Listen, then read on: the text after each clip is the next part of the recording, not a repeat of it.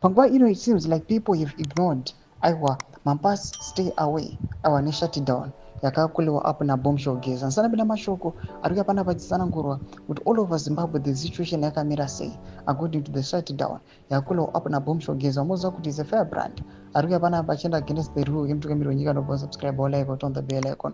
Tipinda panapa mukraiba uchambosta mapictures mavideos amuri kuona. This is Harare vachiti Zimbabweans largely ignore calls for mass stay away.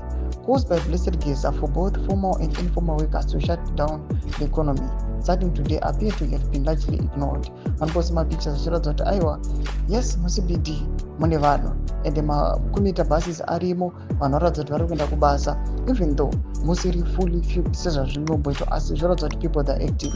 Tomina kuza vanobuda vachiti in small cities the situation is calm, business as usual, no uninformed forces deployment.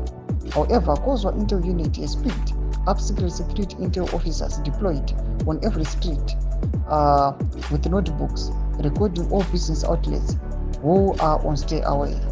Draw information yatatika kubatira panguva ino according the current situation inoitika munyika yeZimbabwe panguva ino zvinzi aiwa panguva ino pane security intel officers vadeploywa throughout aiwa munyika yedu yeZimbabwe vari kuuya panapa vachibata ma-outlets ese akavhara ma-operations vari kunzi vari kuteerera bombshogeza.